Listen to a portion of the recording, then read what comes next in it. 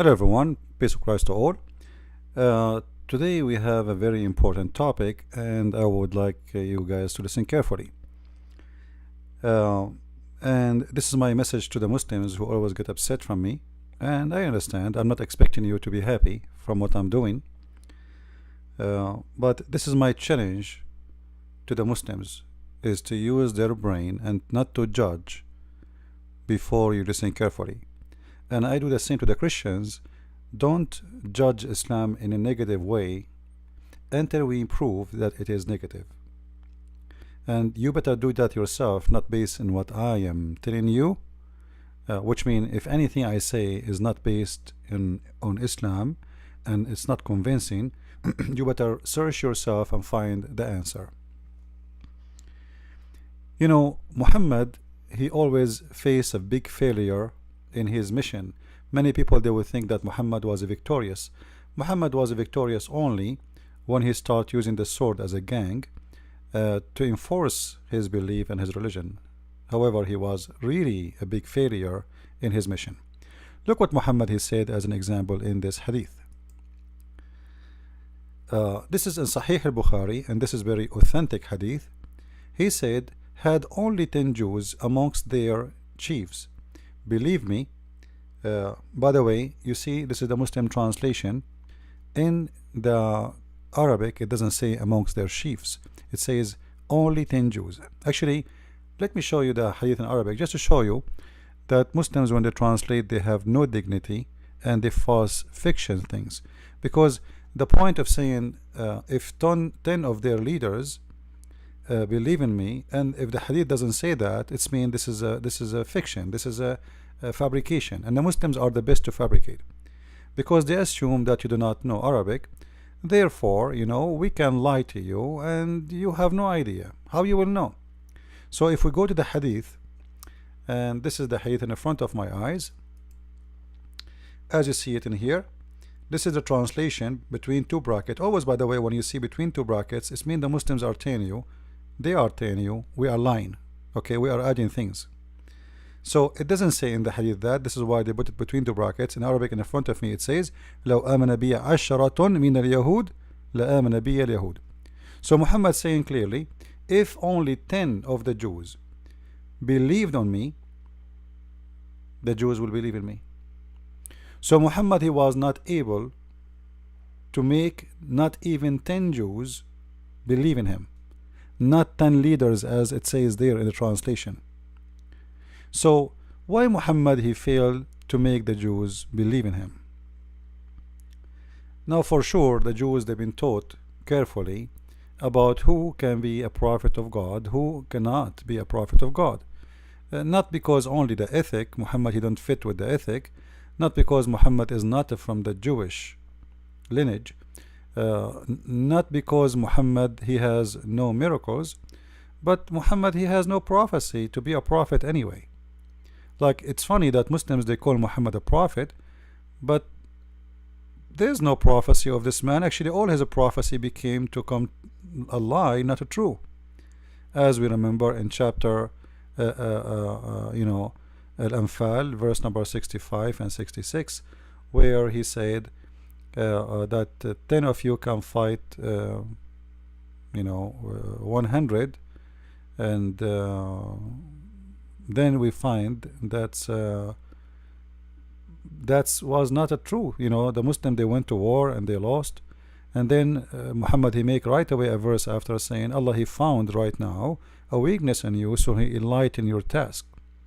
And other false prophecy, when Muhammad he said the moon is the judgment day is near and the moon is split, and there's no moon split and nobody witnessed that. You see, when the moon is split, the whole world should see that, and historian around the earth, this is not something to forget to mention. This is the moon. And just to remind you, if the moon is split in Arabia, people in Europe, they will see it in the same time, because zone time is very close to each other. And at that time, especially at that time, the Roman was in the borders of the what is called today the Arabian Peninsula, which is Syria and Jordan and Israel. So we are talking about the same location, and yet nobody ever from the Roman or even the Persian or anywhere in the world, or even India. India is not far away from Saudi Arabia, by the way. It's just across the sea. You know, you can go in 6 hours trip in the sea, and you will be in Pakistan. Uh, so nobody, no historian ever mentioned that the moon split as the Muslims claim, and then he said the judgment day is near, and you know, this was a false prophecy mentioned 1400 years ago, and still the judgment day is not near. So when Muhammad, he said, if 10 Jews believe in me, the rest of the Jews will believe. Well, that's because there is no reason for anyone to believe in you, because you fail. You fail in every way, in every mean. And today our video is to prove to prove that Muhammad was nothing but a failure, to prove that he is a messenger of his God, who he claimed to be a God, and he could not provide any proof of that. But actually our video is more deep than just proving Muhammad to be a false prophet by a false prophecy. There is more evidence that Muhammad was extremely a false prophet. If we go to the Quran as an example, in chapter 64 verse number 11, you can read any translation you want, and as you know, I don't approve any Islamic translation. However, I use it just so Muslims don't say this is my translation. According to the Quran, as you see in front of me, nothing, no disaster, no bad things can happen to you unless by the leave of Allah. So I want you to keep that on mind. No bad thing ever can happen to you except by the leave of Allah. What does that mean? To make it simple, if a car accident happened to you, it is Allah who made it happen. If somebody kill you, it's Allah who made it happen. If you win the lotto, it's Allah who made it happen. And because this is a good thing, what it's meant here, by the way, it's about the bad and the good, not only the bad. So anything will happen to you, it's by the permission of Allah, which means nothing will happen to you unless by permission of Allah. Now some of you might say, well, I believe as a Christian that nothing can happen to me unless God approve it. This is not really true. You see, God, he created us in this earth, and he, you know, he gave us a free will to do things, and free will mean I can do things without his intervene. So if I want to kill somebody, it's not Allah who asking me to kill him. It's not Allah, or, you know, if I am a Muslim, I'm trying to speak to the Muslims. If I'm a Muslim, then in this case you are saying to me Allah is the one who made me kill him. But if I'm a Christian, my God, he will not intervene and make me kill the person. Otherwise, this is mean we Christians don't have a free will. However, Muslims do not believe in free will, and that's what is called destiny. So what we are showing you in front of us right now is something called destiny. It is your destiny. Now many people, they use the term destiny, and many people believe in it, even from those who they are not Muslims. But destiny is a false fiction, and it's not exist.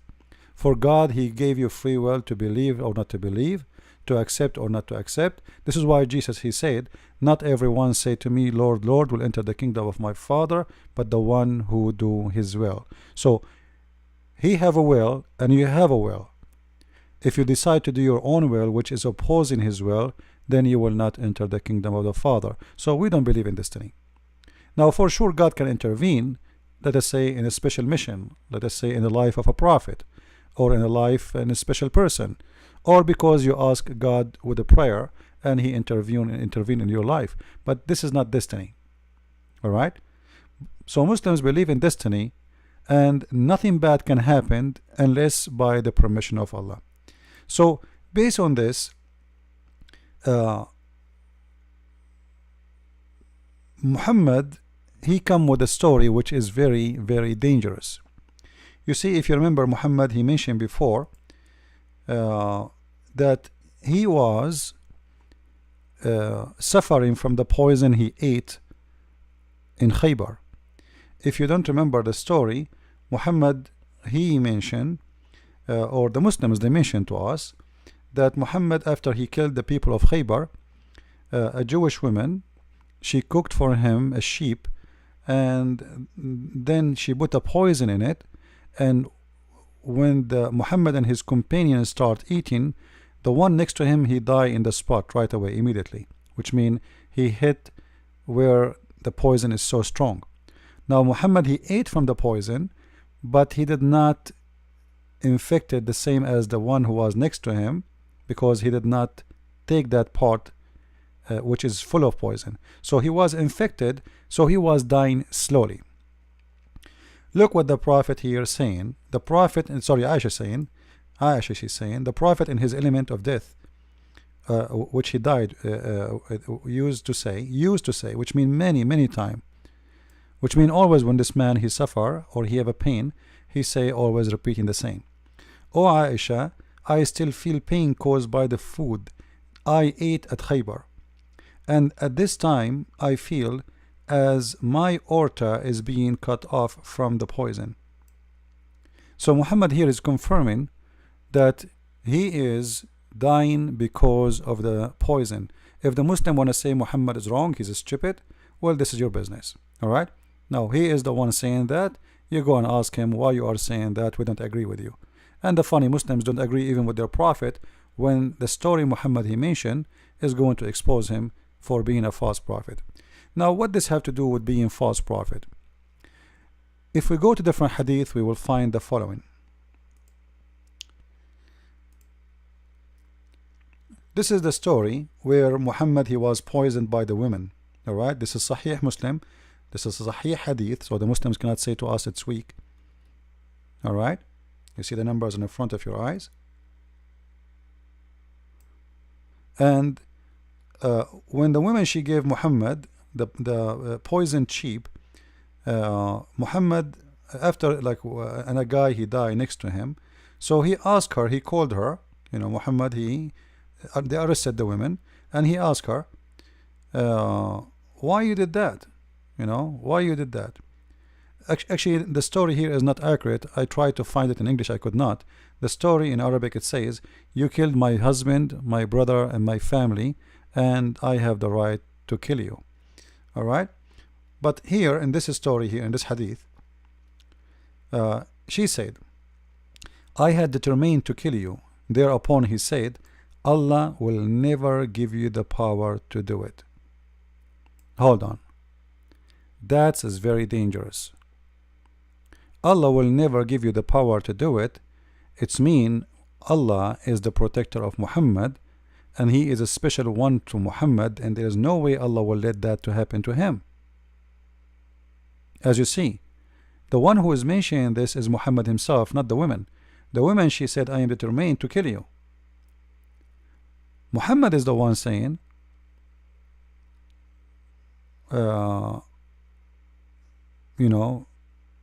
if I am, this will never happen to me, because simply I am a prophet of God.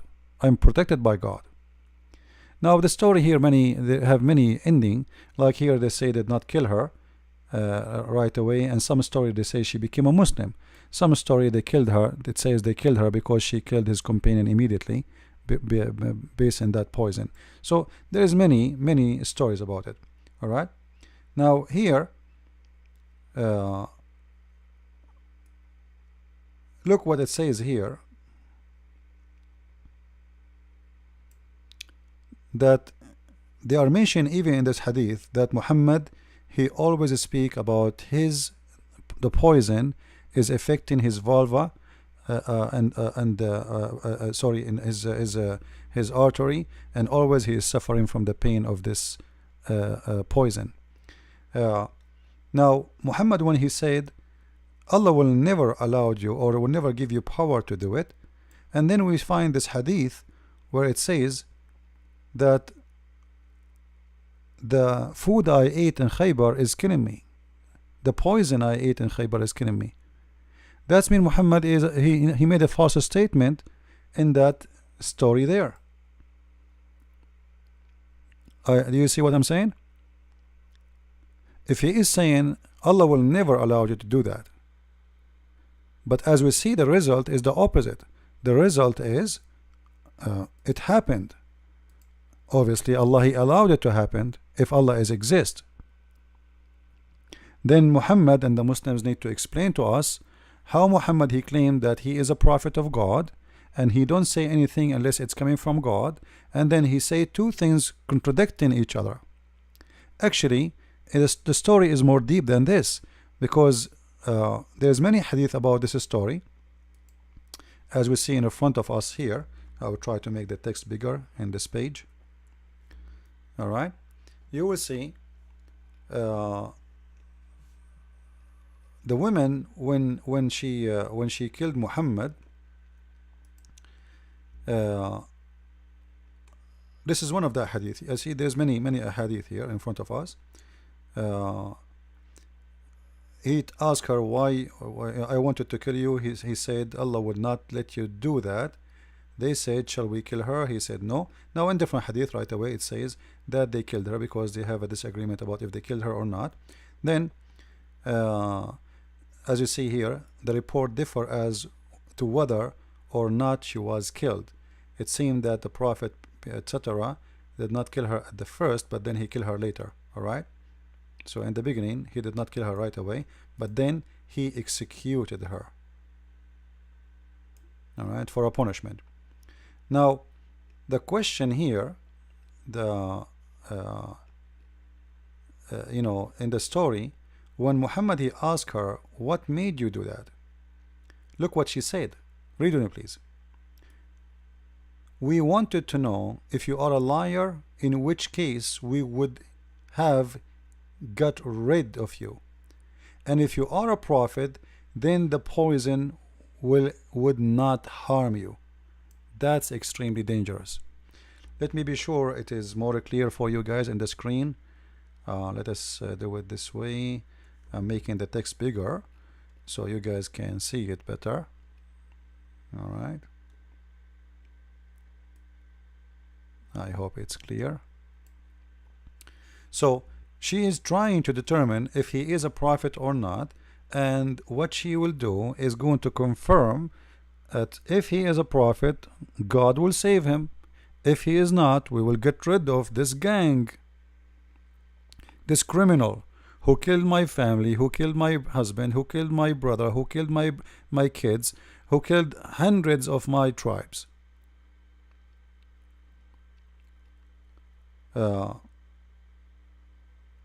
Then you will see the hadith continues saying the Prophet used to feel ill because of this food. Do you see it? Used to feel, so the poison already made a damage and Muhammad was dying slowly. But this is mean that the test the woman she did, it was a very confirming test, because she said here, we wanted to know if you were a liar, in which case we would have get rid of you, and if you are a prophet, then the poison would not harm you, which means God will save you and you will not die because of it. But Muhammad, he confirmed that he died because of the poison. Now we know there is a verse in the Quran where Muhammad he said, and supposedly this is his God talking, if you remember, Muhammad, he made a chapter 69 verse number 46, and you can read a few verses before it. He said, supposedly Allah saying that if Muhammad is a fabricating Quran, we are going to cut his artery. Alright, now if he is, this is a message we send down from the Lord of the world, which is very strange, and the proof that Islam is nothing but a scam. Because if the one is talking is Allah, why Allah says this is a message sent down from the Lord of the world? Who are you, the one is talking? I thought you are the Lord of the world. And then if the messenger were invent any saying in our name, we would certainly seize him from his right hand, and we should certainly then cut off his artery of his heart. But hold on, this is exactly what the hadith is saying. Muhammad saying, I feel my aorta is cutting off.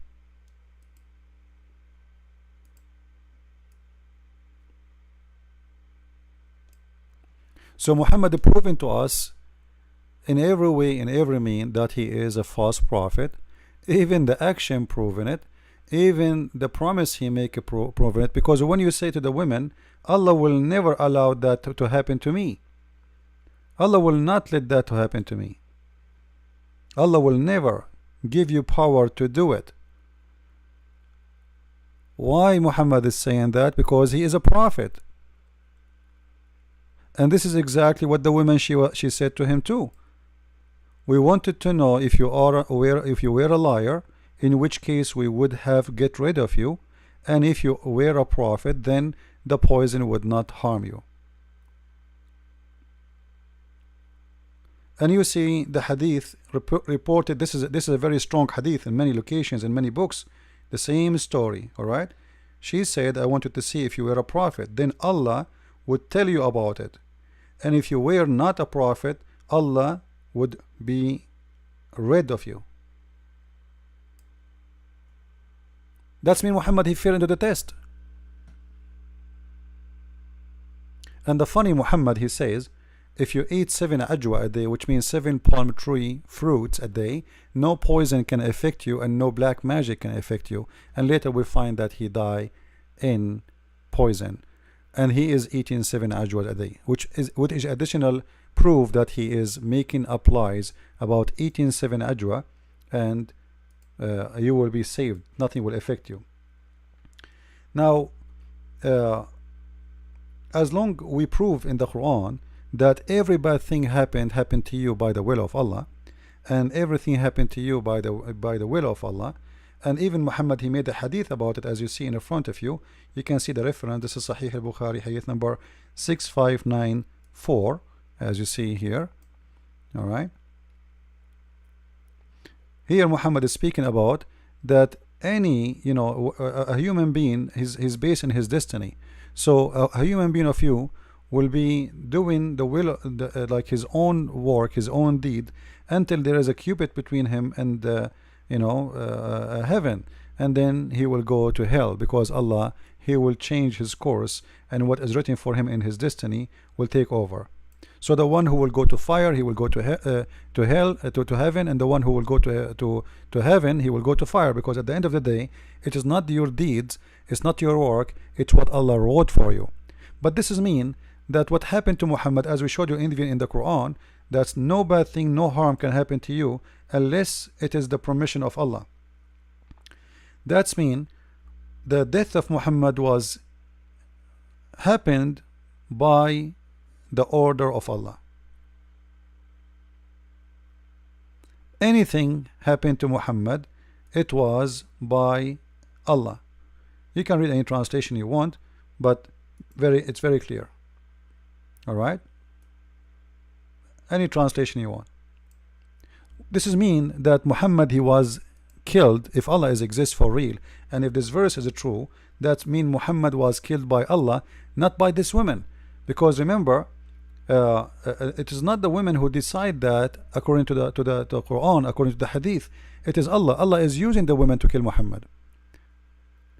Allah is using the women to kill Muhammad, which means the one who really killed Muhammad is Allah, not the women. As you see in that hadith here, hold on, it says here,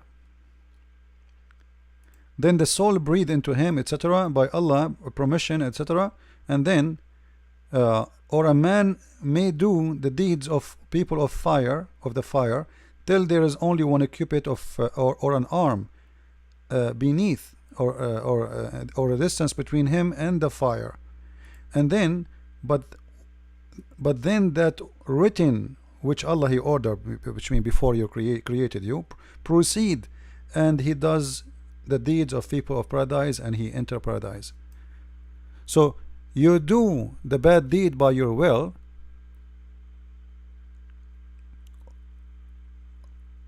what is going to take over is the good deed of Allah will take you to heaven. Why? Because Allah, he decide for you where you will go. Are you getting the point? So all the first bad deeds you did is going to go, is gone, because simply Allah is going to overwrite your deed, because he wrote a destiny for you, and as long his destiny is you go to heaven, then he suddenly you will start doing things will take you to heaven. So doing the good things here, it's not was not your own permission, it was Allah destiny. Same, you will see that the same person who was going to go to hellfire, to heaven, you know, he will go to hellfire. Then, and the man may do the deeds of people of paradise till there is only one cupid between or two between him and paradise. Then that is written, proceed, he does the deeds of the people of fire and enter it. So the question here, as long it is the destiny of this woman to kill, as long there is no bad things can happen to any Muslim unless it is the permission of Allah, as we see here.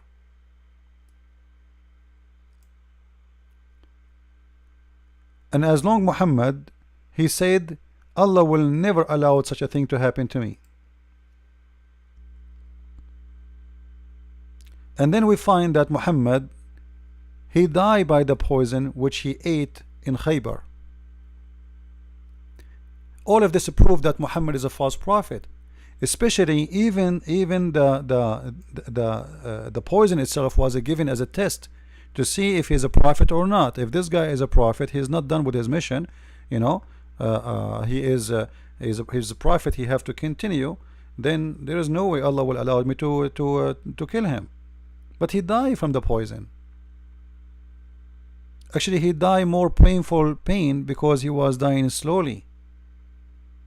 So Allah did not save him, and the poison affected him badly. And immediately you see in the hadith, it's speaking clearly that always he feel bad and he feels sick because what happened to him in that story. So Muhammad, he failed the test of the women. Muhammad failed his own test when he said Allah will never allow such a thing to happen to me. He will never give you power over that, and obviously she got the power to do that, which means Allah protection is false protection, and him promising that Allah will protect him is a false promise, and that make him a false person who make false claim, and he is a liar. So all of this will lead us to very simple question. Who is the one he killed Muhammad? Based on the reference we showed you, it was Allah, if Allah is a true God.